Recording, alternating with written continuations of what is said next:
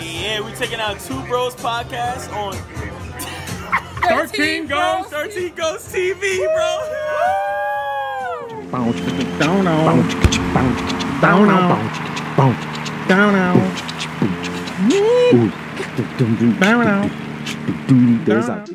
Hey.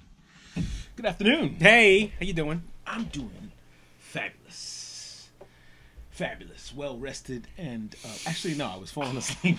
Were you really? Yeah, and it caught me right at the the curve when you go, oh, I'm about to go to sleep. This is gonna be and great. you feel it. And I'm like, oh, it's close to time. Oh, can't do it. Time. Time for what? Time for Two Bros Podcast, episode 79, brought to you by Anchor. For all you who don't know, Anchor is the best way to get your podcast done. Absolutely. You can check out Two Bros Podcast and any of your favorite artists. Just hit the Anchor app here. Is it here or here? We'll put it there. Well, bing, we'll put it somewhere. Good afternoon, party people. Hey, how you doing? Big bro, how you doing? How you doing? Thanks for the beer. Yingling, America's finest lager. And oldest lager. This is the Golden. Have you had? Not the Golden, no. The Golden Pilsner. This is Golden. awesome. It's a great beer. Nice finish to it. Very crispy. Oh, that is nice. It's good stuff. I like that Yingling is a twist-off cap. Love it. I like it because I think we've Solved gotten... Well, I think we've gotten past that. Hey, it's better if you gotta like pop it open. You know, like if you need if it's a twist top, it's a shitty beer. Yeah, and that's not necessarily the case. Well, I always thought it was for children. Like I thought it was for kids. Like just in case. So kids couldn't get it. Maybe that's a much more judicious way of thinking about it. I mean, makes sense. Doesn't mean it's necessarily true. Yeah. Because there are a lot of things that are not done purposefully. Well, if your kid can reach for the beer and screw it off, he can get a fucking bottle opener. I'm sure he can find a way to. Hey, what's this thing? Oh, my dad uses these to open beers. We used to think that way about wine too. Like if wine came in a screw cap. It was cheap. It really was cheap wine, but that's not necessarily the case anymore. Like you can get a good decent bottle of wine that has a screw cap on. Really? Most of them that are screw cap to me are, like you said, cooking for me. I use them to cook with. Yeah. And if they're got a cork, it's not the case anymore. I mean, yes, there was a time like when a cork did a better job of sealing in like freshness, or it was cork is a fucking problem if you don't have the skills. If you don't have the right equipment, the right tools. If you don't have the right equipment, and you don't have the right fucking you know what the fuck you're doing. It can be a pain in the ass. We have a rechargeable electric one? Yeah, which kind of like zips it right out. You know where the corkscrew came from? I do not. The corkscrew came from it was an instrument that you used to clear out the muzzle of your weapon because it got packed with gunpowder. Oh, that makes sense. It got packed with gunpowder, and they would use this thing with a metal twist, so sometimes a hardwood or something like that, but usually a metal twist, and they would use it to unclog your gun. So that's when people started using it to uncork wine. But cork is a natural product. It's like a seashell, like a sponge. Yes, like a sponge. It's not like a sponge, but it's a. It comes in that same family. It's a natural. It's grown underwater. Yeah, I think so. I believe so. We don't know shit. We just no, we don't. We guess a lot. We guess at a lot of stuff. Babble on. If you did not hear, this is Two Bros Podcast, episode 79. And we did it again. Yeah, we did do it again. 2 dots. Oh, 2 dots. 2 dots. 2 dots would be a semicolon, a hyphen. I mean a colon. Colon. Wow, that sounds weird. 2 dots. That's your colon. So all's well that ends well. Rest in peace this year for the famed Yankees. Yeah, that's it, man. Tough one. It was a tough one. That game, I watched that game last night, and that was a hard. Yeah, it was a hard loss. I actually watched it. It's hard when you like come back, and then you lose it again. But we had opportunities, and we couldn't take advantage of opportunities, and so 100%. Seems to me, and again, not a fan. Just seeing what I see, I watch for the fan, like the big games, It seems to me that we kept trying to fucking smack it out the park instead of hitting little onesies, Yeah. And those guys kept bunting and then getting on base and then knock it out. They kept causing havoc. Yeah. They kept causing trouble.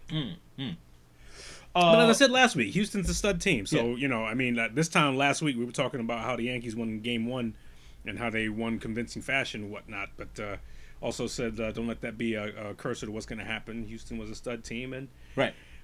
props to him. Props to Houston Astros. They really, I mean, they just looked good. I mean, Yeah. they just really looked polished. They looked like they weren't flapped. Yeah. They weren't trying to make up. Flabbergasted about the yeah. Yeah, they weren't stumped or anything like Yeah. that. So do we know who they faced yet? Washington Nationals. Really? The Washington Nationals. Oh my gosh! It is that's a good burp. It's the Washington Nationals' first trip to the World Series. Wow, amazing! Which Congrats means to the them as only well. team, if I may be mistaken, but I think the only team in Major League Baseball that has not been to the World Series is the Seattle Mariners. Really? Yes. Oh, The only team that has Fun not fact. been to the World Series. anyone wants to challenge that? Yes. Please feel free. I got a handful of people that I know in Seattle. They always talk shit when But Yankees they don't never- do well, Yeah, because they never been there. and they never do well themselves. Mm. Hey, Hey, shout out to get your shit together. Washington Nationals. I when we were down in Baltimore, as we said, the DMV, Mm-hmm. they were feeling the Feeling the vibe. yeah, they were feeling the vibe. I mean, they were cheering and having some, like, oh man, this would be great if we Feeling go. the vibe. Even just to go, even just to get the game, get there, yeah. because then the game comes to them, Yeah. you get boosting the economy, Yeah. sell hot dogs. Yeah, if you got a business in there, if you have a hotel, if you got a Yeah. little Airbnb going on, and Yeah. whatever, you got a private car business, Great for business. Great for business. you can make a little bit of money. Make some change. Speaking of Airbnb, my buddy Kevin and his wife went to Italy last week. Okay. And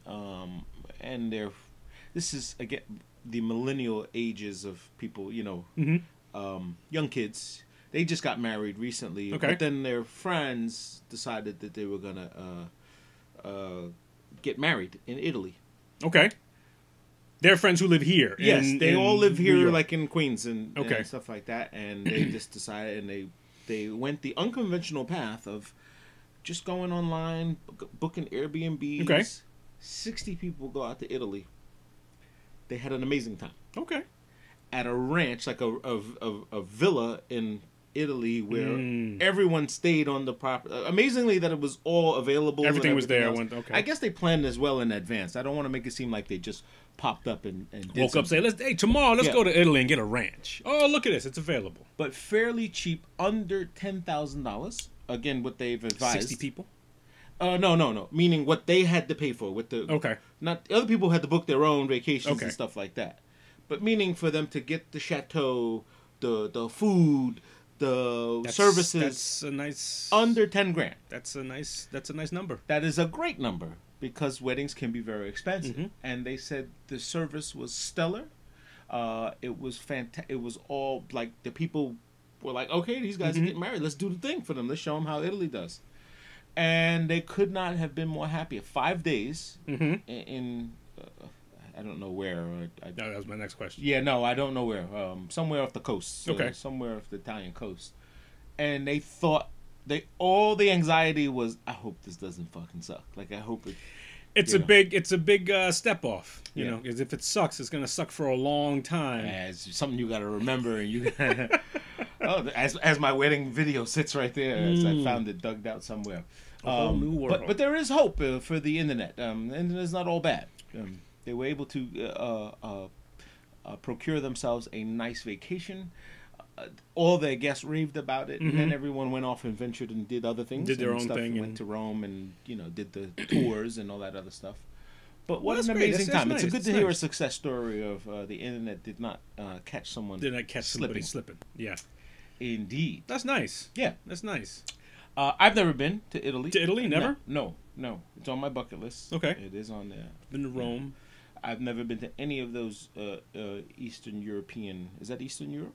No, Western Europe. No, it's just Europe. It's Italy. Well, Eastern Europe, you'd consider like the Germany's, Okay. Berlin's, Okay. the This way to Yeah. the east.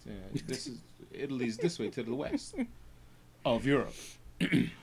Yeah. So none of that shit. Turkey. None of that. I've never been. I don't think you can go to Turkey anymore. Well, now no go.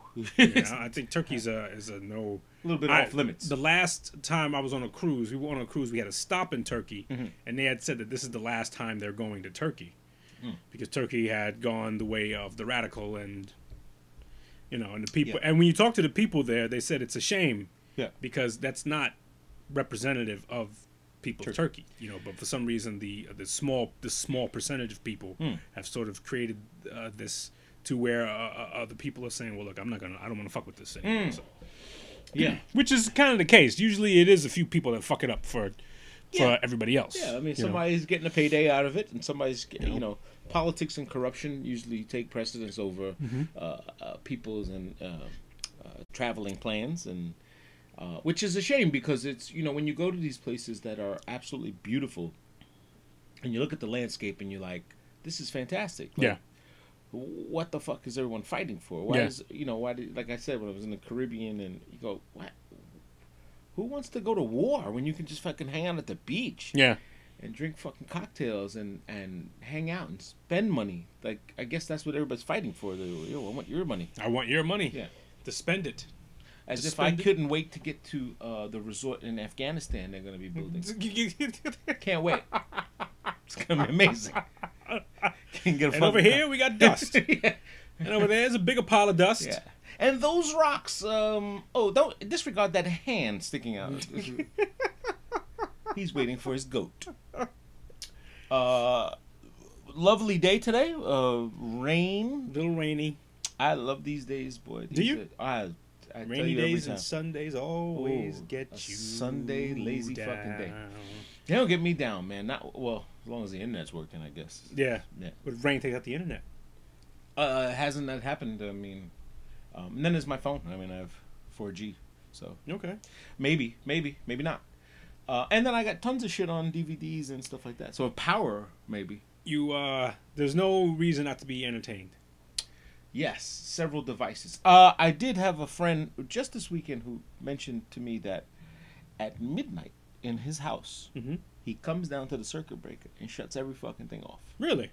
He's that fucking cheap. Turns everything off. Everything. Does all these flashing lights and gadgets and all this stuff he thinks is like too much power. It's wasting. Okay. So he turns it all off.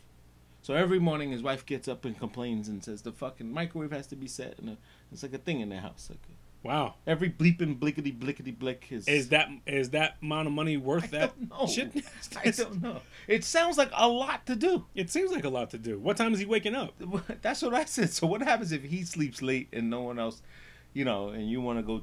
I don't know. Maybe fucking. I don't know. It sounds like a wacky thing to be. I mean, frugal, is that the word? Yeah. Frugal. Well, that's tremendously frugal. That's tremendously frugal to just. Did he say how much money he saves? No. I think he was joking. Oh, okay. But then the joke took on a life of wait, this can't be. He just kept going. Yeah, it just. And then as more people challenged the joke, he tried to make it sound like it made sense, which it did not. Yeah. And what if you go to bed at 10:30? What if you fall asleep at 10:30? No, 10:30 you're good. Oh, him? Yes. I don't know. No, he sounds like he may go to sleep at 9 and then wake up at 12 and go, oh shit, it's time to cut everything off. Everybody should be asleep by now. Wow. Okay. Nice to live in China. Hey, I guess it works for him. He's a millionaire now. Saved all that money on hitting the switch. Oh man, millionaires. That seemed to be the. Did you watch any of the Democratic candidate thing? No, because I think they're all idiots. I think they're all. This was a fucking shit show. I think they're all a shit show. There's only two people I like from the Democratic side. The only people I like are Tulsi Gabbard and Mr. Andrew Yang. Those are the only people that I have ideas. Those are the only people that I've heard that are like committed to something. Yeah. That they believe this, and so they're gonna go through it. But all those other jokers are just. I can't listen to Joe Biden talk anymore. He talks and then he talks and then he corrects himself and then that's not what I meant. I meant to say. I said, what the stop? Just he's a bully, by the way. Can be, yeah. He's a super bully, and he's basically like, no, it's not. Like, stop it. I'm Joe Biden. Like, like that's his answer for everything. Like, no, that's not good enough, Joe. Come on. Apparently, he's out of money. Apparently, the campaign's out of money. They shut them checks off. That's why. And they said one of the things they say is because Joe Biden loves his private jets. But I remember. Now, going back to Obama's campaign, okay, I remember that when he was going through all the stuff with his other kid with the glioblastoma. Didn't his son? Yeah, he had a couple kids that had health problems that died, right? One of them think died. so. Yeah. And I remember Obama telling him, "Joe, stop worrying about like these things are health. You have the insurance or whatever else." And Obama gave him $200,000.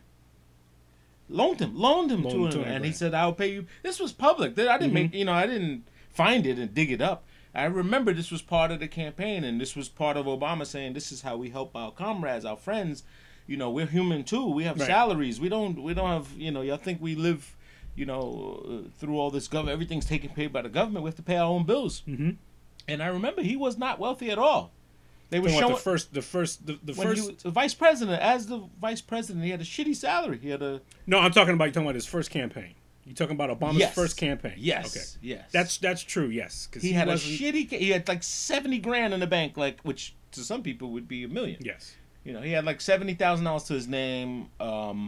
They had apparently just paid off their student loans. Yes, something with student loan, and the house was. They had to do something with the house. They had to sell or. Now they also had multi-million-dollar corporate donors. Yeah. To get him through. That's how he got his thing. And well, that special interest is no joke. I mean, when you talk about people sending you a check for your trust and hey, when I get to office, I'll do good things with this money. It's very. I mean that fine line of raising finances versus how to use them, how to apply it, what you can and can't use it for. Right. That's where everybody gets caught up with, and I think Trump's advantage was always, I don't need your money. Like I got money. I know how to get money from banks. Well, he would say in his campaign, he'd say, "I bought you." Yeah. Remember when I gave you that money for that? He said, "I bought you." Right. And everybody, I still argue with my friends to this day. They always, like everything is, well, Trump supports that. So don't buy that. Like actually, it was a Yingling beer. My buddy was like, I don't drink Yingling. They support Trump, and I was like, so do I. Fuck. Difference does it make? Have a beer. Not that I know that that's true or not, or what difference does it make? It's still a good beer. So you would not spend money on an American company. You would spend money on a Mexican company for Corona. This was my argument in that same vein. I said it's an American company. It employs Americans. Yes. The name, don't be fooled by the name. Everyone thinks when I say Yingling, people say, "You know what this beer is?" I go, "No, it's Chinese beer." They all say Chinese. And I go, no, it's Pennsylvania. Yingling, Pennsylvania. It's a place. It's the oldest brewery in the country. And they go, oh, I don't know about it. It must not be popular or whatever. No, you just don't fucking know. You let the ads talk to you. Right. And you think Budweiser is the best. Is the thing. Yeah, exactly. Is the thing because they spend all their ads. And it is your favorite line is it begs the question of, where does your loyalty come from? Does it come from what you recognize as a brand, or as a quality product? Maybe some people seem to find quality in the brand that has the recognition, as opposed to it works. Right. Well, it's weird. Marketing is a motherfucker. It is a motherfucker. Ooh, watching a little football. Yeah. We're in the red zone here, so we're in the red zone, just watching every touchdown here play. But branding and marketing has always been one of the finer industries in media and marketing, and they find so many ways to make you think this is more special than out of how that line of business came into be. Pray tell. It was pretty much an offshoot of I believe after World War I. When propaganda, meaning propaganda. Yes. When we developed our for war. Yeah, flyers. They used to drop flyers from the propaganda. Plane. Yeah. And then those people started building businesses and then committing themselves to companies. And it was never about. It's funny because it's never about the truth. It's always about the perception. Yeah. Nobody's ever concerned with the truth. No. Everybody's concerned with the perception, which is why when people start saying shit like in politics now, well, the CIA said this and the CIA said that. I said, wait a minute. This is the CIA. Their job is to deceive you. Everybody. So when they say, yeah, I went around the corner for a sandwich, just take that with a fucking grain of salt. oddly enough, I'm going to segue that to our last conversation about the Joker. About sandwiches? Oh, okay. No, about the deception and telling. So you mentioned something that says you said that you can't ever trust the Joker. He's unreliable. He's an unreliable narrator. So after seeing Joker, and I watched it again, which you can't get enough of it. I watched The Dark Knight immediately after it. What a great like it really goes. It goes to it. It patches it, yeah. It patches it with a little bit of some if there's a gap filler there that you probably would need from this new era between that, but if you how you think is one way. And the segue to what you said, he tells the story of how he got the scar. Oh yeah. Every time it's different. It's a different story. It's a different story every time. You know how I got these scars? Right. My father was, so that one kind of made it. But it then closed that deal on what you said. Every time he's joking. He's joking with you. He's fucking with you. Yes. Could be called the fucker. The fucker. I'm fucking with you. But really good segue into just watching Joker. Yeah. And then going into Dark Knight. Yeah, it was pretty cool. Some men just want to watch the world burn. Yeah. I just that movie, the difference, and I was doing it specifically to juxtapose the two characters of the Joker, and I realized that the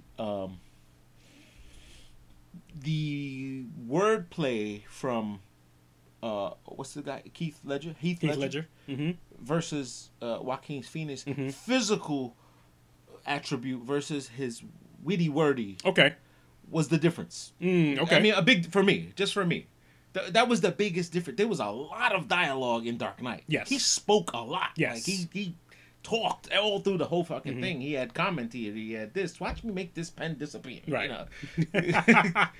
With Michael Jackson. It's magic. Enough with the clown. That was a great. It was just great to watch it side by side, like after it, and go, oh shit, made a lot of sense to me anyway. Yeah. And so I don't know how I segued there, but I did. I think I talked about something. No, we were talking about the Joker. Yes. No, we weren't. We were talking about something else. I can't remember. Who the fuck cares what we're talking about? Talk about whatever we want, because it's Two Bros Podcast. So what say 79. You? What say you? So, Yankees done. Done. These guys go and face the Nationals. Nationals and the Houston Astros. May the best team win. Home court advantage still in the favorite of Houston. First two games at Houston. Tuesday? World Series starts? Tuesday, Wednesday, and then Friday, Saturday, Sunday in D.C., and then if there's more games to be played, the last two will be played in Houston. And have you watched the Nationals play at all? Yes, I have. Yeah. Yes, I have. Good team. Very good pitching staff. Now you said excellent pitching staff, stud pitching staff, but they came to be there in different ways. Houston was, they are like the stud juggernaut. They've been the best team in baseball all year long. Nobody would deny that. Yeah. Washington had to struggle. They had to fight for theirs, and so to speak. And so it's kind of like, if you want to say, it's like a David versus Goliath thing. Ooh. But if you're a fan of baseball, you love these games because the pitching matchups are going to be awesome. Now, you mentioned that there's a difference in the National versus American. What's the difference again? The difference is the National League has the pitcher hitting. Oh, the pitcher can actually hit. The pitcher hits in the National League. So in this World Series, is that true also again? Yes. So what happens is, he can pitch, but the other guy can't? What happens is, when the American League teams host, there'll be a designated hitter for both teams. When the National League team hosts, then the pitcher will hit. Wow. Okay, so you have extra rules here. Now, I also learned something, and I need you to verify that. Well, whatever. I heard, again, someone mentioned it, and I didn't think anything of it until I just said, well, that can't be. I understand that different fields are different dimensions, the specs. Like Citi Field is... Yeah. And some people would say, sorry, but they would say, oh, in Yankee Stadium, that would be a home run. So is that true? Yes. The dimensions of the field are always different. The width of the field it's almost always the same, but the distance is different, and your foul territory can be different. Really? Yeah. Why so? I mean, is that a traditional thing, or is that? Well, I think it's always been that way, and I think they said the only thing that has to be uniform is your distance from base to base. Okay. And and I think the distance from foul pole to foul pole have to be the same. Really? So everything else Very you can make it. It's just the park. It's the landscape. Right. It's the landscape. It's the landscape of the park. It is what it is. Some parks are huge. Some parks are small. Some parks have a lot of extra foul territory. So you mean the home run could be some places you can't hit? I mean, it's X amount of yards. You can never make a home run there. Well, for example, if you look at Fenway Park in Boston, Fenway Park. Everybody talks about the short porch in Yankee Stadium. Fenway Park. It's a small park. It's smaller. And right field is like 296 feet. You know, and so they talk about curling around the pesky pole and stuff like that. So you could do that and hit a home run. Yankee Stadium's is like 318 feet. And so, really? You know, but then there's some parks who have it at like 340 feet. And, you know. Wow. That much of a difference? It can be, yep. Wow, I didn't know this. I thought it would have to be some similar to like a football field. This should be the same, right? Nope. Doesn't have to be. Oh, I mean, a football field, yes. Yeah, and NBA is 94 feet and, you know, or whatever it is. Wow, didn't know that. So you learn something every day, fuckers. So I think the idea is to make it a home field advantage, to give you a specific home field advantage. Yeah. So if you're going to be, so let's say, if you are a team that has a big foul area, you play to that. You want to favor your pitching because it gives your pitchers an opportunity to, if somebody hits a foul ball, well, that's an opportunity to be an out. Yeah, okay. That makes sense. I mean, you know, how they cut the grass is different. Some places like cut the grass high, some places cut the grass low. You know. Well, speaking of cutting the grass, I had the pleasure of 4th of July one time at a friend's house out in Breezy Point. And we were all we were fucked up. We were drinking fucking Johnny Walker. Have you ever been to Breezy Point? Yes. It's a whole different place. Yeah, it is. It's a different town. They don't lock their doors. They just it's total community. There's no driving in there. You drive in the parking lot. You drive in the parking lot. You take your little red wagon in, and you go wherever you're going. Yeah. You bring your groceries in a red wagon. Total community orientated. Everyone knows each other. The streets are you know. I have a couple of buddies there, retired and live out there, and we get to go hang out there every once in a while. And one guy's a groundskeeper for. I won't say the name just because it'll probably shouldn't be said. Groundskeeper for an amateur league team in Brooklyn. How about that? And he pulled out a map in his pocket, and his map showed what he was doing tomorrow for the grounds. And the grid, which he had on a paper, looked like a fucking the map of the United States, you know, with the different colors of each one. You know, when you see those squares, they overlap like this. Each one of those had a different height on it. Right. So he called them numbers. They were 5s. He said, this is 5s, this is 1s, this is 7s. And I guess that they know where to hit the ball for line drives, and it's all... Well, it's to create a certain effect. Yeah. And so it's like if a ball gets hit into the outfield, the ball will die. Yeah, it drops dead right there. Slow down. Will really slow down, and you usually do that because you have slow outfielders, so it helps your outfield out a bit. If the ball's hitting the gap, they can catch up to it. 100%. And you know, he mentioned this thing like, "Yo, this is like top secret stuff." You know, like it's just home court advantage. This is, but then he said it's illegal. You're not supposed to have it that much. I don't know this, and that's why I don't want to mention the team. I think there's a certain, like, you can't have your grass but so high. Like you can't have it but so low, that type of thing. And so maybe they fudge like a 1/4 of an inch here, you know, 1/2 an inch there. Could mean a lot. Could mean the ball rolling forever. It could mean some places wet the field a little bit more. Some places don't. You know, like there's like people been accused of, like, if a team that comes into play and let's say they got really fast runners, so to get so when guys get on base. So what they'll do is they'll water the field down even more. So to make it like a little bit more muddy, a little bit more tacky, and stuff like that. You know, like shit like that. People have been accused of like that type of stuff. No cyanide patches in the I don't know about cyanide patches. No, But have you heard of the shit that Red Auerbach used to do in the visiting locker room for when he was coaching the Celtics? He put ants in there or something? Well, he would like turn off the air conditioning or shit like that, or flood it, or like fuck up the pipes, make it really fucked up. Yeah, just really like fuck it up. Like if it was hot, it would make it really really cold, and vice versa, and like it was deliberately made much smaller. Yeah, so that would be for sure. The away team, just shit like that. So the away team should get the shitty locker room anyway. I agree. Yeah, I agree. It should be just like a box. I mean, it should be a classroom. You guys all get dressed here. There you go. Just one big empty shower. That's it, man. Just with a hose. Yeah, get dressed here. You guys are welcome. See you out in the court. That's right. Look at our shit. Nice locker room. Purdy. Get your own personal Wi-Fi spot. Yeah. So, Patrick Mahomes hurt his knee, dislocated kneecap. They showed it. Yeah. And I mean, everyone seems to be thirsty for this Joe Theismann, comparing it to another Joe Theismann type of thing. I mean, I'm just not saying that this was, but everyone wants to see this, Yeah. It's like, oh, I want to see it. I heard he dislocated and he flapped around and turned left. No, it didn't. Like the guy got hit. Okay, you saw a little flesh flap. Jumped off and started talking to him. Right.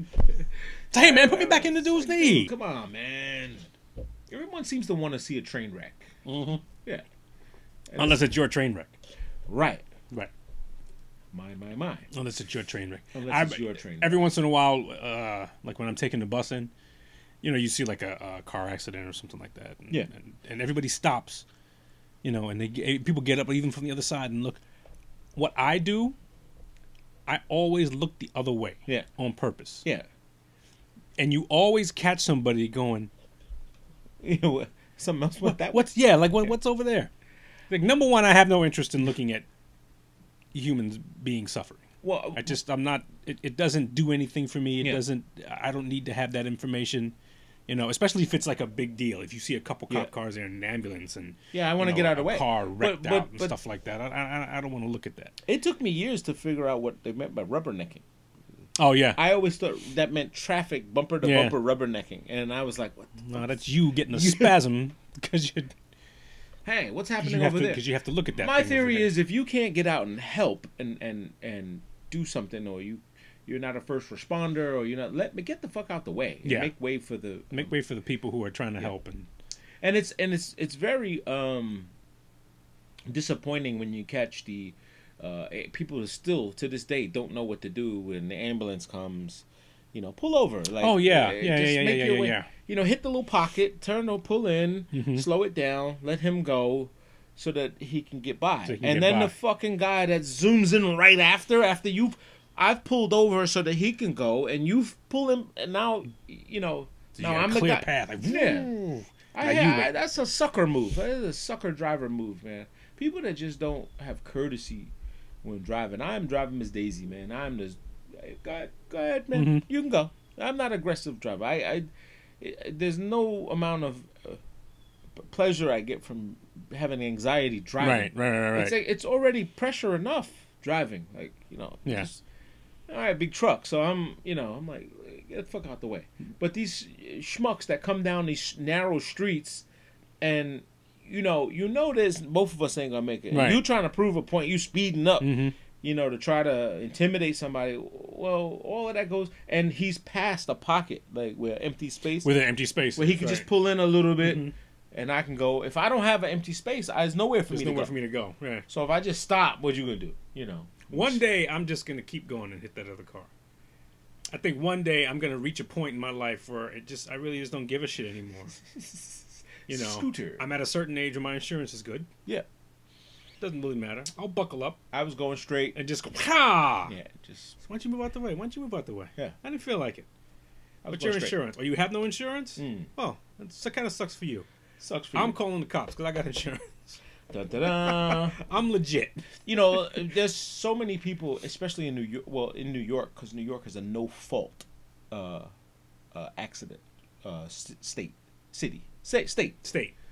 So there's no such thing as fault. It's not my fault. It's just an accident. Right. There's no proving, he T-boned. I was cutting the light. It's an accident, man. There's no fault. So you proving, you're waiting for the cop and standing there. Let's leave the crime scene. It's not a crime scene. It's an accident.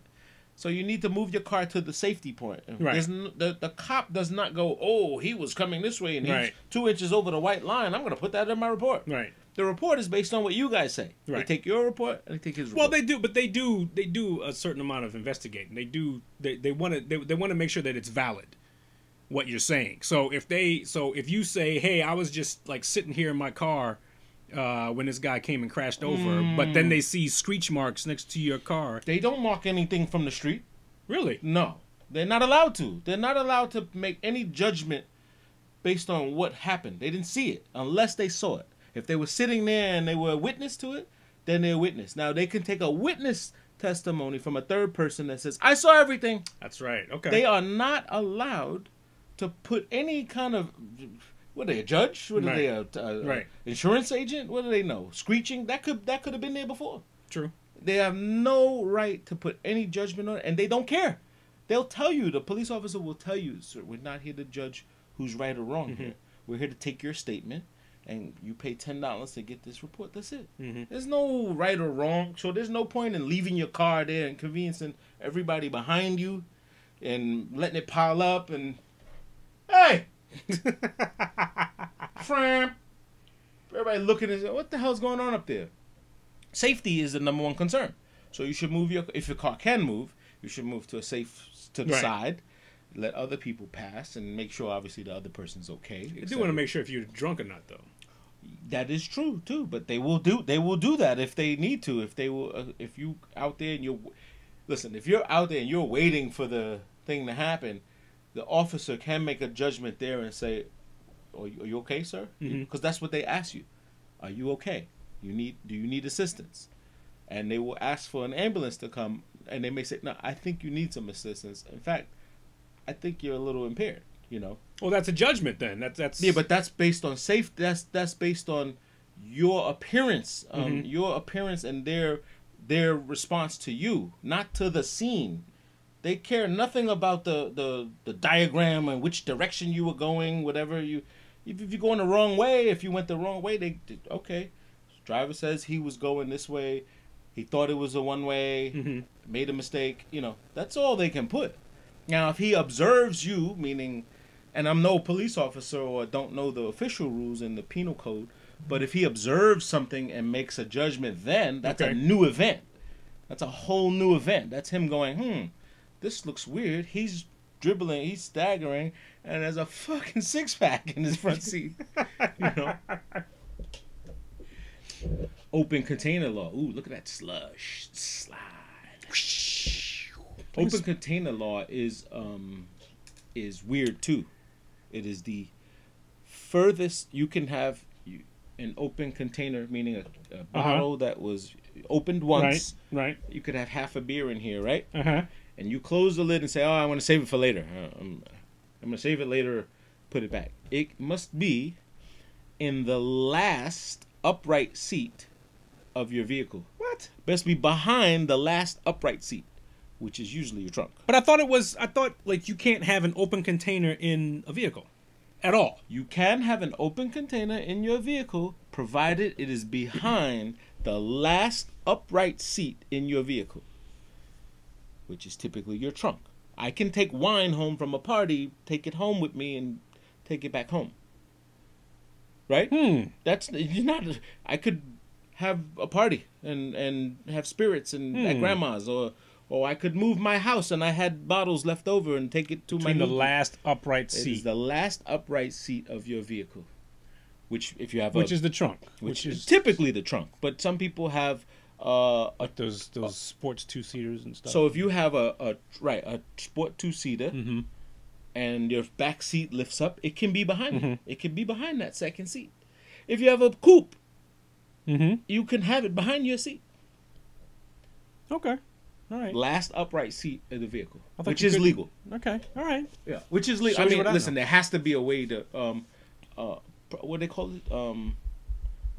Personal effects and things in the penal code. There's a code called personal effects. Personal effects. Is that what it is? Personal effects. I think that's the name. Well, but isn't that also a way to sort of like legalize judgment? You know, because let's say you get pulled over. You're driving by yourself in the car. Mm-hmm. And behind you in the back seat of your car is two open bottles of wine that you're taking home from whatever. Right. Okay. The bottles aren't open. You don't have the bottles in your hand. Wait. And not open? Well, you said their seal's not broken. They're closed. Not a problem. No. The bottles themselves have been opened, but the seal is but they're corked. So it's half a bottle of wine. That's an open container. Right, half a bottle of wine, but it's behind your passenger seat. You're driving by yourself. It's clear that you're not drinking this wine. It's not clear. No. But that's what I'm saying. Because when the cops we're using the law to circumvent judgment. You know, judgment says that you're not drinking this wine now. It's almost impossible for you to be doing it logistically. In your truck, that would be logistically impossible. If you had a couple bottles of wine behind the passenger seat of your car and you're driving by yourself, it'd be really just logistically impossible for you to take the wine, drink it, cork it back up, put it back on it. That's not impossible. I mean, it's not impossible. That's the thing. The law is supposed to allow for you to do the right thing. Right. It's supposed to allow for you to do the right thing. So what I'm asking is, what is the difference between that and those bottles of wine being in the back of your truck? Because you did what was required. You did the right thing, and by you having it so close to you in reach, okay, if you could reach it, you know what I'm saying, you could drink it. So again, yes, you are correct. So if the law is stated that it must be behind which most people don't know, right? Unless you read it in the penal book, and you think you're okay with it, that's an assumption on you. Right. Now it's up to you and the officer how you handle yourself, right? You may say, "Hey, I took the wine home. I did have some from the party, not drinking, but I threw it in the back seat." Right. And he is supposed to advise you and say, "Sir, you're not supposed to have this here." Oh, really? I didn't know. How am I supposed to bring it back home? He may tell you, put it in the trunk. If he wants to be an asshole, he doesn't like how this whole thing's going. No, sir, that's not the law. The law says this is so that's not an opportunity for you to obey the law. That's an opportunity to get you for shit. That's all person. That's now now it's all about your event with the officer. You're having a moment with him, and it's just like anything else. And if you're not being an irresponsible driver, and if you're not inebriated, then there's no reason. There's no reason to assume that is the case. Right now, you may and again, this is all speculation. Neither of us are counsel or legal. No shit, we speculate like a motherfucker over here. But it does open a question that says, hey, he has to also prove to the judge why he did what he did. Right.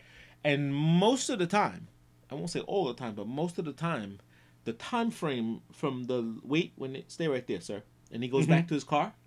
He's reading the penal book to make sure he's in what he did. He's finding it. And they're also trying to see if you're a bad guy from somewhere else. That takes 2 seconds. That takes 2 seconds. Once he runs you in, and he calls it in, he types it in the computer. Hey, license plate this and got a guy Warren Whitfield. Let me know what you got. Here. He's now going into his penal code book because he has to write a ticket. He can't write the ticket until he has the crime, until he has the infraction. So he's searching. That's the time it takes. If you think it takes a long time, it's not that they're running your name and trying to wait for it to come back from NASA. They're waiting. They're trying to figure out he'll even call people. He'll even call his mentors and his partners. And, hey, Joe, I got a guy here, this and that. And, nothing really crazy, but something's, doesn't sit well with me. And, he's got this bottle. He's not an asshole, but, I need to teach him a lesson, whatever. And he may say, "Oh, go on section 387 of the so-and-so and then find this. And does he have this? Does he have..." That's what they're doing back there. They're sitting there fucking playing, what do you call that? Jeopardy. Jeopardy. They're back there. I like to use the lifeline. And he's calling his buddy, telling him, "Hey, we got this guy." And now 90% of the time, the judge, like when I got that firecracker infraction, I mean, the judge was like, "Are you fucking kidding me? You wasted my ticket. Dismissed. But sir, dismissed. Cop was like really like going after me. Well, because I threw the fucking thing under the car and ran. Yeah. Hey, where you running from me, sir? Well, first of all, let me back this story up. Did I tell this before? It seems like No. Firecracker? No. we're in the wrong month to talk about fireworks, but okay. 4th of July, we had a party on the 3rd of July, which was going into the 4th of July because the way it fell on the year, like the way it fell, it was like a Saturday night, and the 4th of July was going to be Sunday, you know. So we had the party Saturday night. And we're all outside. It's about to hit midnight, I guess, and it's 11:30 something. And I bring out the big guns. I got all these fireworks, big fucking mortars that, you know. But we happened to be in front of someone's house, you know. Okay. And while we were at my buddy's house for the party, he had too many trees. And the only way was to come on the other side, which was the neighbor. Now, rightfully, that was the wrong part of, you know, hey, we're in front of someone else's house and we're like shooting these fucking cannons off. I mean, these were like, boosh! Nice fireworks, by the way. The cop comes around the corner, no lights on, right? He has no light, not even headlights. Okay. Like a fucking drive-by shooter. He's turning the corner, and somebody says, "Oh, chill, those are the boys." I was like, no lights on? Like, they look like a fucking... It did look like a cop car, but... So as soon as I go down, getting ready to light one, the fucking car... He jumps the curb. No lights on. He's on the curb. Hits the lady's fence, by the way. He hits the lady who complained, who's called. He hits her fence.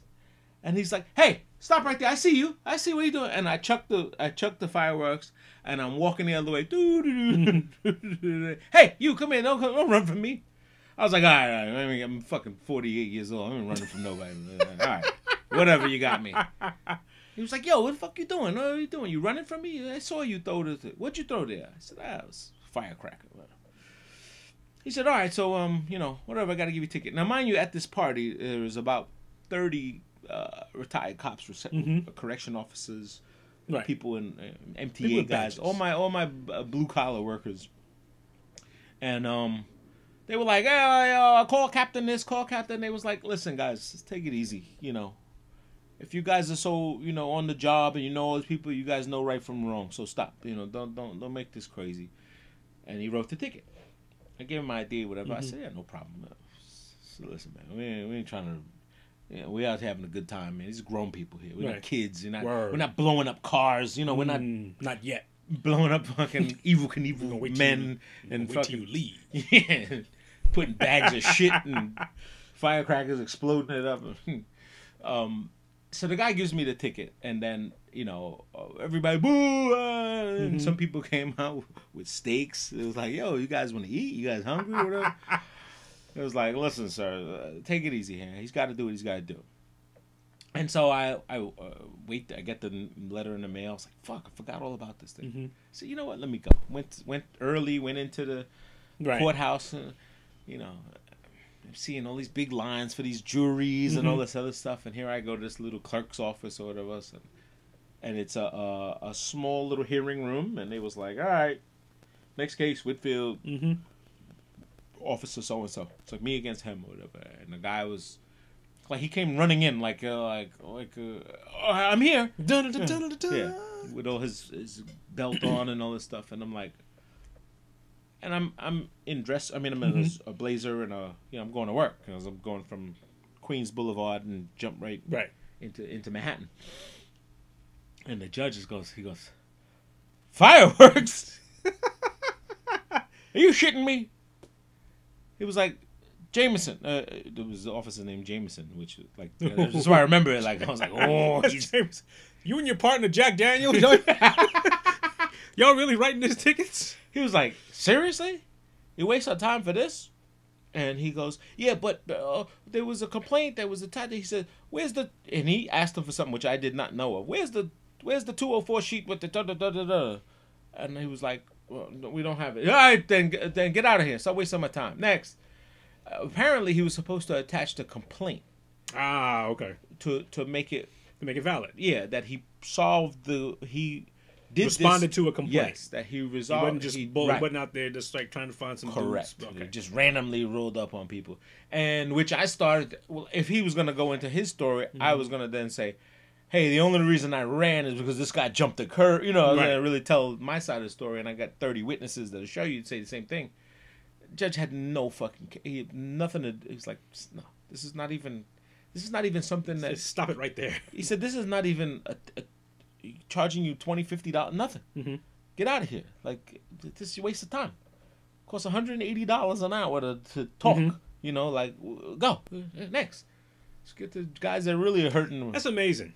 Yeah. It's amazing because you could have easily just taken a ticket, wrote a check, and then be done with it. There was an opportunity. Which most people I was prepared to do that. I was prepared to, okay, I don't know, I got it. Firecrackers, bad, slap on the hand, $50, you guys win.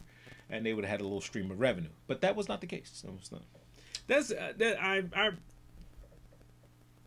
When you think about the times that if you would actually challenge a ticket, I think your opportunity of getting that ticket reduced is tremendously high. Yes, it is. If you get now if it's you know if it's bullshit, it's going to be bullshit. But if you're if they found you in there with a hammer and blood on you and dead people around you, well, guess what? You did it. You did it. So, but other shit like like traffic tickets and stuff like that, you can get all that shit reduced if you're willing to take the time to go. Yeah.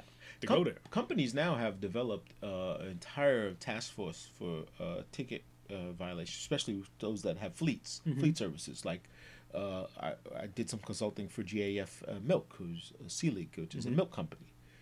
And they wanted to audit their bills of, how many tickets they got versus this, and thought, was it enough for them to hire a person specifically dedicated to reducing tickets? And now, even more, they have services that outsource it out. Yeah. So you just scan them all in. They work. They give you the bill. There are apps for that. Yeah, actually. yeah. It's like, what is your ticket? Take it. Okay, it was at this point. Well, settle. You know what? They're supposed to give you 45 minutes to do that. And if you park there at 8:05 and they gave you this ticket at 8:25, that means you didn't give blah go. blah blah blah. So no go ticket. Don't don't challenge it and stuff like that. But some of them look at it like that was the analysis that I did to see. What was the rate of what the violations would be to the cost of a consultancy that did this? Not even included my own fee. They wanted to know, was it worth hiring somebody to look at these things further? And the answer was yes, because the violations were high because they're big axles trucks and they get bigger tickets. Commercial areas sometimes get 2-3 tickets. Yeah. And I said even when I put in there, I said the problem's this fucking guy. He doesn't give a shit. I said forget the system. This guy in particular. Now maybe it's his. Now you can go further. You can look at his route. You can look at what he whatever he takes the ship break at. Whatever this motherfucker's getting tickets like. And most of them have all resorted to the GPS style systems that have just monitoring tracking, so they use that data. So, dude, you've been in this spot for 45 minutes. Yeah. Truck stop horror. There you go. You smell like ranch.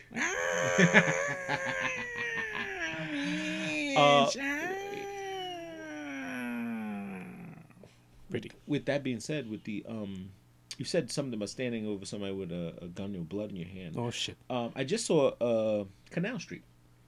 Have you seen or heard of? I know where Canal Street is, yes. As a movie? No. Okay. There was a movie called Canal Street, written... I always forget the name, and I meant to write it down and just say... But Canal Street stars that kid from Empire who plays the kid Hakeem, one of the Lucius Lyon's son. You know this movie, Empire? This TV show? Yeah. Oh, no, I don't. With Juicy Smollett. Juicy Smollett. Justice for Juicy. Justice for Juicy, with the French guy. No, I don't. Stars him, has a wide cast of like those, I don't know, Mekhi Phifer. There's no Mekhi Phifer. The dude from Heat, the black guy. Damn, I forget his name too. Not the guy from Allstate, not him, but the other black guy in Heat that played the Michael cook. T. Williams. Is that his name? Maybe. He played the line cook. Was he the guy in Forrest Gump? I didn't really see. Yes. Yeah. Yes. Michael T. Williams. Michael T. Williams. Yeah. Yeah. I like him. Yeah, he's a good actor. I like him. And yeah, so it stars. The movie shows this kid, and not to spoil it for anyone, but it has a racial epithet, a racial tension thing tied to it, where this kid is standing over a body, screaming help, and the police arrest him, and they said, "You did it." Okay. You know? No gun, no this and that, in front of the kid's house, a white kid, obviously, and they turn, and it's this big race thing about he had to have done it, Right. So what else would he be doing standing over it? Why would he stand over the body, scream help? And he's like, well, he was caught. That's the best way to get out of it, whatever. Right. Like, and everybody's like, who thinks that fast? Like, who's? Then you leave in all these judgment, all the things. speculation, yeah, all and the stuff. speculation and stuff, and then it goes into this whole like flashback, flash forward, flash, and it's a pretty cool story. It was a lot of hype over the radio because it has a lot of radio personalities in like Sway, Breakfast Club. Okay. They're all in it because they're talking about the story. So then they're as radio personalities. Yes, as themselves. Yeah, as themselves. And that was the hype about. Oh, nice catch. That was all the hype about it. But it was a pretty decent movie. It kind of. Canal Street, you said name Canal it was? Street. Yes, Okay. it was Canal Street. Have you seen a HBO series called blah blah blah blah blah? Oh man, it just was in my fucking head. The night of. No. The Night of with John Turturro. Oh no. Excellent. Yeah. It's a series? It was a short series. I think it was about 8 episodes. Oh, good. Okay. I like those because I'm running out. My episodes are gone. Yeah. But it's on HBO. Yeah. But it's called The Night Of. Excellent. It's basically about this kid that's accused of a crime.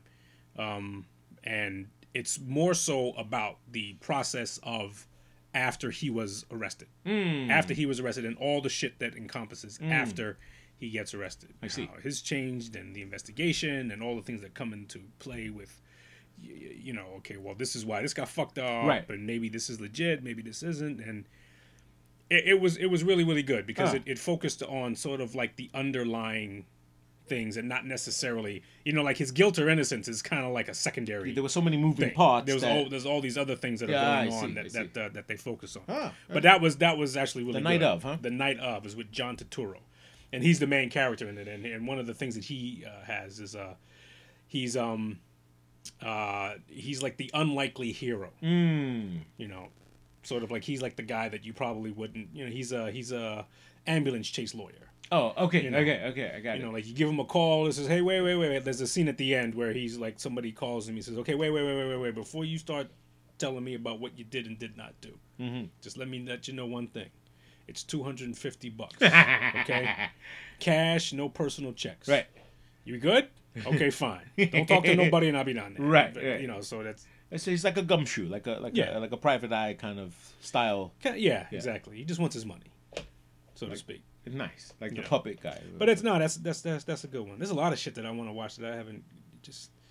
No time. You're a father. You're a father. Looking at his hair, looking at Miles' hair. I'm just wondering how I'm gonna cut this. Because he's got those big curls, and it's not like grown like full. It's not getting full yet. So we decided that we're going to give him his first haircut before the holidays. Okay. So before Christmas, we want to give him his first haircut. I'm more than likely going to be the one that's going to cut his hair. But I'm like, man, what am I going to do with this thing? Just take it down. I'm probably just going to trim it. I think I want to get one of those. Not going to give him a lineup or anything like that. Well, yeah. I think I want to get one of those, those like manscaping trimmers that have the guard on them. Well, I mean, but all clippers have guards. I know, but they're made soft, so to speak. They're made to be a little bit more careful. Okay, and I don't know. So you can't. It's almost impossible to run the risk of cutting yourself and stuff. I mean, I got a set of clippers, but I don't want to like grab my son, make all that noise. Who knows? Well, the noise is what's going to freak him out before that. Yes. So any advice is to just play the clippers without putting it to his head. Mm-hmm. Every so often, Pavlov's theory. Yeah, just keep doing it and let him touch it. Yeah, before you're gonna do the haircut, and just and let him go, making fun, and then just yeah. And he he sees me when I buzz my head. So that's good too. So it's not absolutely an unfamiliar thing. Yeah. They all get weirded out when they go, hey, but you gonna put that on me? What the fuck is that? Oh, shit. Oh, you hate the rain? I do. It's raining heavy. I just hope it stops by morning. I don't give a shit. You don't go in anymore. You don't go in anymore. I have to be in the city Tuesday, though. Tuesday? Yeah. Tuesday I was in the city. I was in the city last week, Tuesday. When did I call you? I called you Tuesday. You called me Tuesday. Yeah, it was Tuesday. And, yeah. And I got to go to Puerto Rico. You got to go to Puerto Rico. Yeah. Well, shit must suck. Oh, no. Yeah. Well, when are you going? Well, they postponed it. It was supposed to be last week. And my thing is, like, listen, don't waste your money, man. Like, there's nothing other than just going there and having this meeting, and we all meet each other and everything. Yeah. But we've nothing going to get accomplished. We got Skype. We do have Oh, phone you should. calls. I don't know, maybe. No, we just have phone calls. Like, you got, I gave them a checklist of things you need before you bring me in. Have this, have that, have this, have that. Don't worry about all this other stuff. I get it, but all we're gonna do is talk about it. And now, if it means me securing my contract, then yes, I'll go. Right. But if you're not going, if I'm not going there to sign a contract, there's no point. Yeah. You know what I'm saying? There's no point in doing it. We could do all this. I can give you all the prelim stuff. Yeah, you could put me up against the other people you want to. If you want to vet me against other consultants, fine. Funny. I was watching. I'm monitoring conferences at the at where I work. Mm-hmm. And the UN's budget has come under scrutiny. And one of the few people who actually said something about, he says, hey, maybe the problem is all these conferences that we're having with people from Geneva and New Guinea and all that stuff like that. He said there's none of these conversations can't be had without a WebEx account. Absolutely. Or anything like that, and you can sit in your office with a laptop or whatever. Nobody needs to be here for anything. We kind of all use this as an excuse to go and visit New York and stuff like that. Well, that's what it is, and I get it. But if we're talking about the budget, then let's be real here. Let's be real and say that, hey, these meetings are a damper on our budget. And one of the things that came out as the UN tries to say, hey, we need to cut down on the budget, the Secretary General's travel thing got scrutinized. There you go. Every time he travels through Lisbon.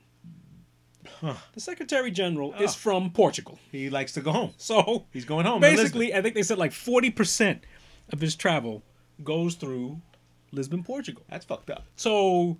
See, those are the things that as the guy who's saying, hey, we need to clear our budget. Yeah. So, well, we could cut down a few $1,000s if you just go do the business you're supposed to be doing and not worrying about if mom's okay. Or check out your side chick in Lisbon or whatever. How about calling? Yeah, right. That's what it is. He got a side family or something. He's got something there. For sure. He's got some old, dusty, strange change over there that he's, And some of the things that they're talking about, because they're talking about like reducing the conference schedule and like all conferences are done at 6 o'clock, nothing past 6 o'clock, and even to the extent of making sure people are out of the building by 6:30. Okay. And so the question becomes, okay, well, how are you going to do that? Says, well, Stop asking for shit at 4:59. Pretty much. Yeah. That's number one. Number two, the fire wardens on each floor. Every floor has like a fire warden who's supposed to be responsible if there's a fire or something like that. That person will just walk their floor, and if somebody's around at 6 o'clock, you say, hey, the building's going to close in 30 minutes. You need to leave. If they don't leave, you call security. Right. Not realizing that the extra security you're going to need at that time, it probably negates what you're trying to negotiate. So it's one of those things where, like, if you're going to nickel and dime here and there, you can't nickel and dime your way out of it. Can't nickel and dime your way out of it. You gotta be willing to do it. You gotta be willing to make some deep shit cuts, and a lot of it has to do with travel, and a lot of it has to do, unfortunately, with salaries. I don't want to hear that because that means my salary. Yeah. But the essential work and the travel, it's like sometimes, like my theory is, if there's that's what I told these people in Puerto Rico. I said, if there's nothing to physically see, if we're gonna go look at a gaping hole in the, that's even worth it. because then there's this visual and you get visual and you have the meeting, and then you go and you drive through the town. Like when we do a survey, we want the whole guest experience. Is it from the airport? From like, the airport, where are they coming from? Right? Like in Toronto, my report on Toronto was horrible for the getting to this place. And I said, guys, I did, and this is all I did was do the old school. Hey, do it yourself. Right. I took the cheapest way possible to get to the hotel. Meaning the least amount of money, the frugalest way, public transportation. Take the train to the last stop, switch. It was about 5 or 6 stops. Then take a trolley, then do this. And then I got to a point where I had to walk. I was in 2-mile distance of the hotel, and I could walk. Nice day. The street to get to there was unwalkable. You're on a highway with a suitcase and right. Like, oh shit. Hey, you know, yeah, you can't do it. And I'm like, guys, and I showed up looking like shit. My tie was this way. I was sweaty, and I was like, my shoes were all fucked up. And I was like, I just took public transportation here. And it was like, why'd you do that?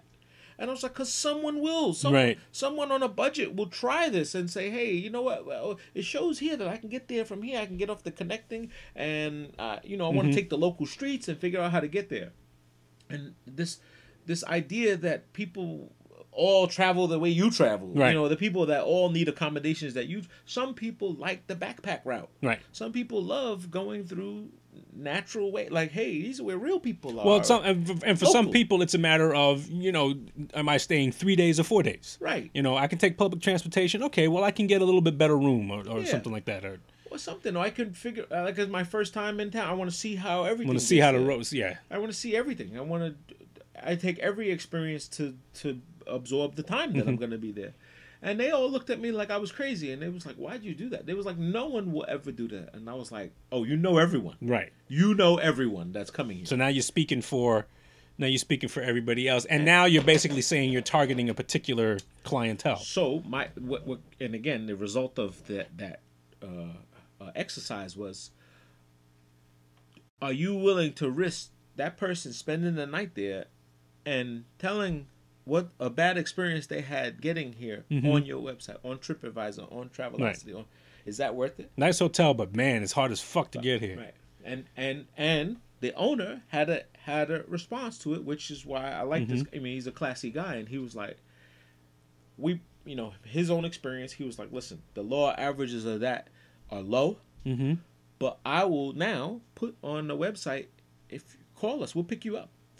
Call us. Okay. We can pick you up if you're within 5 miles, whatever. If you're at this station, we'll pick you up from there. Shuttle. That's what the purpose of the exercise was. That now you're offering some services to people who want to come to your hotel, want to come to your city, and they want to get there, and they just don't know, so they just follow their phone, right? You know, and do this water finding thing that we all remember that back in the days. They say hold 2 sticks. Yeah, well, that's what the phones are now. Oh, there it is, right there. I can feed my family. I'm facing this way. Oh fuck, I'm going the wrong way. Boop, recalculating. Recalculating. Oh, indeed. I'm cooking. Oh, good for you. You gotta start cooking? What are you cooking? Grilling some pork chops, air frying some cauliflower. You like the air fryer? I love it. Yeah? Yeah, I love it. You gotta work it, though. You gotta know how to work it. I mean, you can do just as much in an oven, you know, in a bake in an oven. And spread your stuff out and lightly olive oil it and get the same crispiness that it does. It doesn't do anything special. People just think it's magic, you know. It's just air. You just stick it in. It's not frying anything. It's heat. But the semantics of the word, people go, oh, I like fried. I said, yes, these would taste exactly the same way if you brushed a little bit of olive oil on them and put them in a bake sheet. Right. And put them in the oven with some, it would get crispy. It's just air. It's just, oh, but it's fried. No, it's not fried. Get off of it. Get over it. I wonder if they had these arguments like if the Neanderthals had this argument when they first started. When they just had fire. Rock? So, we could have this. No, I'm going to heat the food up, and then they're going to heat it up, and it makes it a little more easier to digest. Well, I think that's how they came up with rock and roll. Rock? Roll. Roll. Ooh. Yeah! Yeah! Roll that motherfucker down the hill. I rock, he roll. Rock and roll, baby. For Ron's birthday, we took him late because he partied all the time, Mm-hmm. and then we finally had a chance to go when my daughter came home, and we went to. I want to give these guys a shout out to the Wild Feast Cafe in Rockville Wild Center. Feast Cafe. Wild Where's Feast that at? Cafe. Wild It's Feast. brand new. Just opened up on. You know what Dirty Taco is? The new Dirty Taco, which Yes. used to be Bucket List, Yes. right up the block there. Okay. I forgot what street that is. Wild Feast Cafe. Okay, I know what you're talking about. Great place. Romanian guy and his sister run the place. Mm-hmm. He's the chef. It's an organic cafe. Now, I'm going to tell you guys this so you don't go there and go, oh, man. First of all, if you haven't had, it's a farm-to-table restaurant, Okay. right? So it's all freshly procured, made, and cooked and done for you right there. So specials, they have stuff, they don't have stuff, whatever. But I will say the owner came to the table with us. We said, hey, we're just trying something new, lay it on us, how do we do this?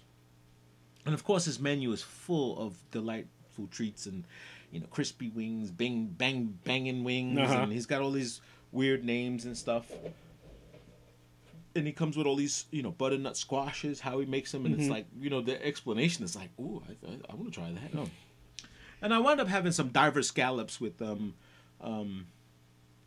basil and some. It was just so good, it's just so fresh and good. But I warned my wife and I said, listen, babe, this is organic chicken. It's like farm to table. Yeah. It's gonna have a game, Like gamey taste to it. Yeah. Gonna have game to it in it, and if you're not prepared for that, you're gonna think, this tastes funny. Right. Take the kernel. So she was like, okay, all right. I said, yeah, there's no nitrates in this thing here, so be prepared. And thank God, because she's the most pickiest eater I know. She smells it, has to play with it, do all this other stuff, and I'm like, she doesn't eat a lot of variety. Like, she won't try things, and obviously she has seafood allergy, so that curtails most of some of those. one of the things she will try.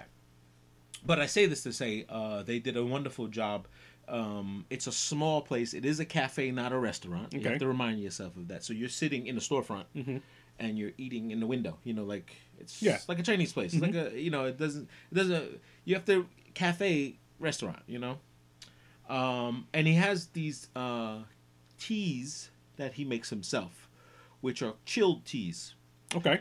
But he brings them in these little saucers per course. Like every time you bring a different course, one clears your palate. Okay. So he's got a variety of these little tasting teas that like charcoal and boysenberry or something.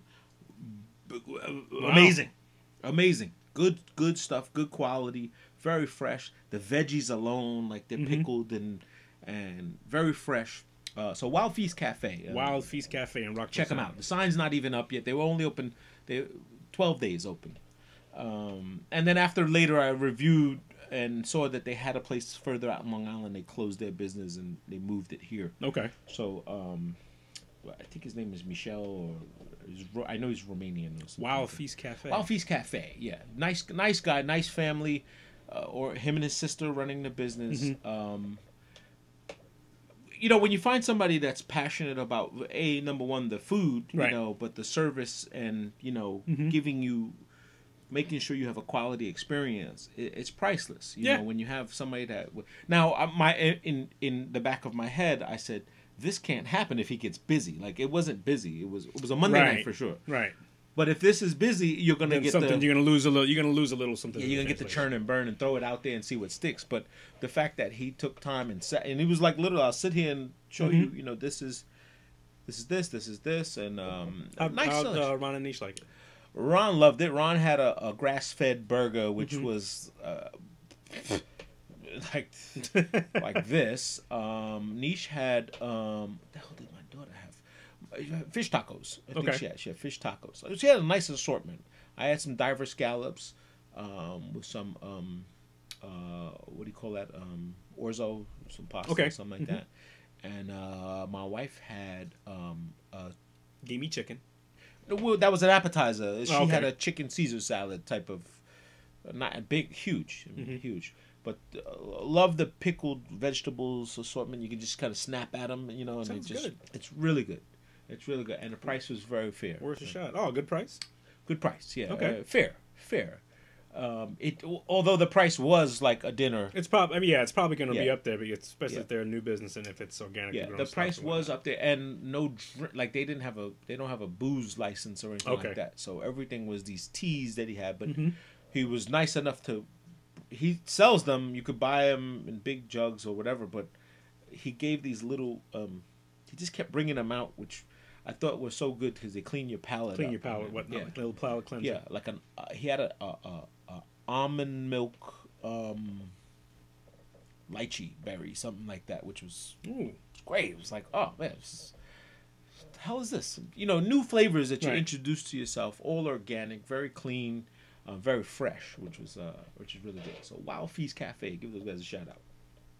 I wrote them a nice review on my TripAdvisor. I'm sure it's hella fun. Appreciate it. Yeah, Wild Feast Cafe. Wild Feast in Cafe. Rockville Center. Yeah. This episode is brought to you by Wild Feast Cafe in Rockville Center. Bangin' Wild Feast chicken. Cafe, banging chicken and assortment of palate cleansing teas. So good. Yeah. So other than that, that is pretty much it, man. Anything else? Speaking of it, I did see it. Yes. Yes. What'd you think? Thank God you told me. So I was preempted. I thought it took longer than normal. It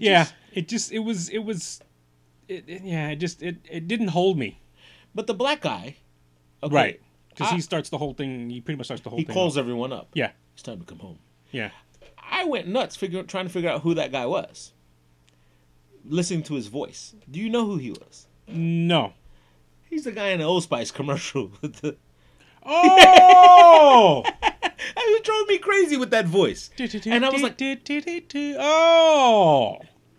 Yeah, because I'm a man. I'm a man on the like island. Me. Yeah. But you're not me. Right. That's him. And I was like, this voice, I know this throat. I know this guy from somewhere. And I'm like, I couldn't put it. But glad you told me what I did not know the alien side of the thing, and it was the superficial. Yeah, like an alien landed there a long time ago, and Stephen King's getting a resurgence because his other book is being made into a movie. His book that was a sequel to Shining. I just saw that. The movie, or you saw? No, I saw the trailer. Oh yeah, yeah. I forget the name of it, but it's. Although I will say that after watching it, there are some horrible creatures that played in this thing that I can't get out of my head. That big fucking fat lady. Oh, yes. There was some goofy things that I just want to scrub from my visual. That, like, the monsters were very. The creative. Monsters were creative, man. I mean, they weren't just your. Right. They were like these. Oh man, sloths. Like. Oh fuck, man. Yeah. Really nightmarish, man. And I was like, what the fuck am I looking at? I just. Oh. It wasn't like, hey, it didn't solve anything for me. Like, it didn't give me a, No, I was disappointed with it. Yeah, I was disappointed with it. So I did see that, and to round out my other movies, I think I said I saw that other one, Canal Street. Canal Street is what you saw. Yeah. I saw something else, one other thing, and this is a bye week for Power, so everyone who's a Power fanatic. What does that mean by week? Meaning this is a week off. Okay. Because it was a big episode last week. Big episode. So they're going to leave you wanting more. Yeah, they let you sit 1 week, and now you got to wait a whole another week before you get the next one. So okay, I like when they do that. And then it's going to be that, and then one more, and then the season finale. And I believe the show is done. Should be done. 6 series, or 6 seasons. I think they're done. That's a good run for a network series. Absolutely, for 50 Cent coming out with this, That's his thing. Yeah, it is. This is his thing with Courtney Kemp, who's the writer. She's just phenomenal. She is gonna probably have work for the rest of her life. She's probably. I mean, she's probably working on shit now. Absolutely. And she just. I love the way she breaks it down and really gives the fans, what's in her head and what she thought you'd like, All right. Yeah, man. Courtney Kemp on the way. Courtney Kemp is a... You gonna grill some pork chops? Yeah, I'm gonna grill some. Even under this rain. I hope my grill sits under the hood here, and I'm just underneath the rain line. It's perfect. It's perfect for me. It's perfect. Spark that fucking grill. Yeah. What you doing? Spark a joint too. Grilling. Spark the grill and a joint. Outside. All right, party people. I think we're done. It's about that time for us to say that we're Two Bros Podcast On the way. Hey, that's leaving the way because we got some place to go. and I'm not say. good at that. My freestyle sucks. Tapping and rapping. All right, party people, we're getting out of here. Two Bros Podcast, episode 79. Done. We're out of here. Remember, have a blessed week, but more important, be a blessing to someone else. Oh, fuck 'em. Peace.